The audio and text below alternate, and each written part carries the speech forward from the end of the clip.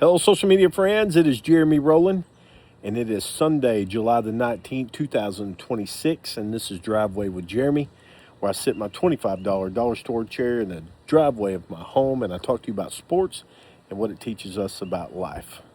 And I just noticed that this might be the nastiest hat that I own. This thing has been on some fishing trips. Oh, yeah, it's got some integrity. Today, I want to talk to you, if you did not see the information that Adam Schefter, I think I pronounced his last name right, I can't ever get it right, put out yesterday. I really want to talk about it yesterday, but I wanted to read more about it before I found out. But it was in reference to the Arizona Cardinals suspension, indefinite suspension, which means he's done. It's over. Ryan Gold for violating the league's gambling policy. So basically, here's what happened. Hopefully, I get all my facts right. He essentially is the executive. Let me see here. The executive personnel. Anyway, here's what he did.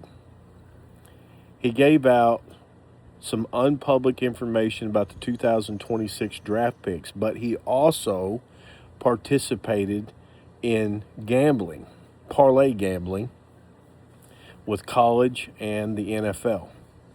And now he is indefinitely banned from the National Football League. Now, we have talked about this in the past with like Brendan Sorsby of Texas Tech and his thing and gambling in retrospect of sports. And we've also talked about how this is going to continue to happen. It's never going to stop happening for many reasons.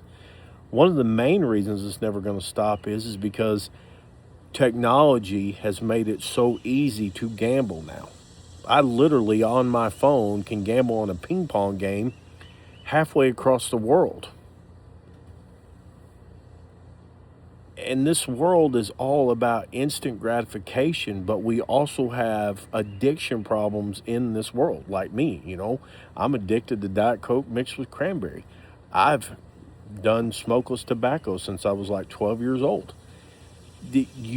People are into the instant gratification, and if you have an addiction problem, to think of it like this, let's say that you're a vapor, okay? What if they figure out some sort of way that you can vape off of your cell phone? People are going to do it. And the only way to stop these types of things is that first thing you have to do, which I'm not advocating for. I think you should be responsible for your own actions.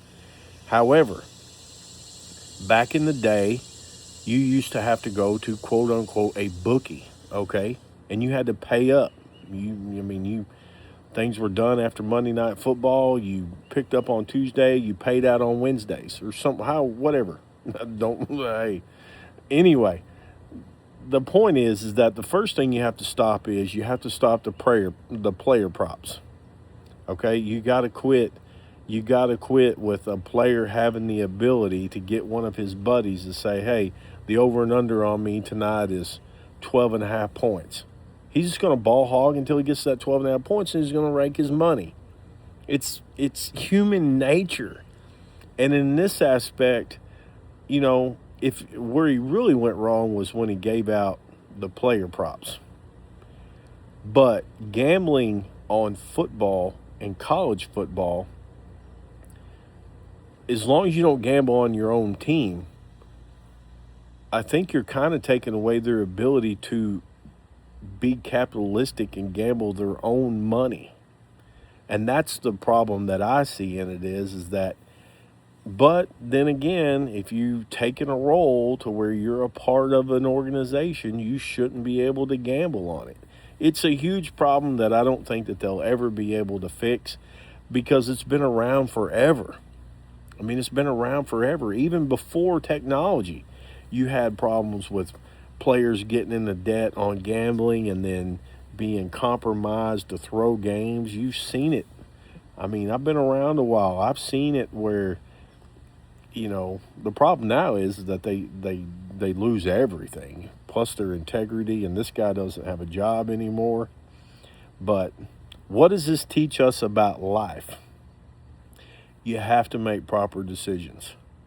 Even when it's hard, even when you don't want to, even when you got the good voice on this shoulder and the bad voice on this shoulder, you can't just say, the hell with it.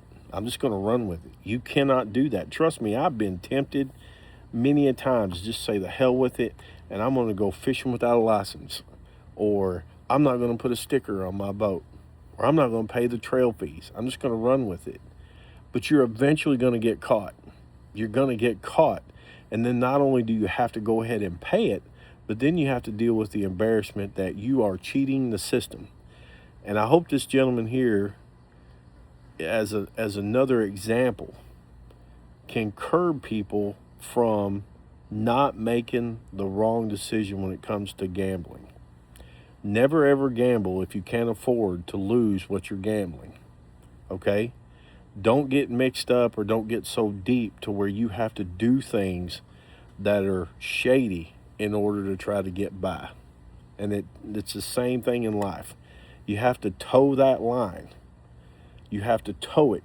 It sucks. It gets heavy sometimes, but you have to toe it, and you have to stick to truth and stick to yourself and stick to integrity, because once you lose your integrity and no one trusts you or trusts what comes out of your mouth, you've lost it.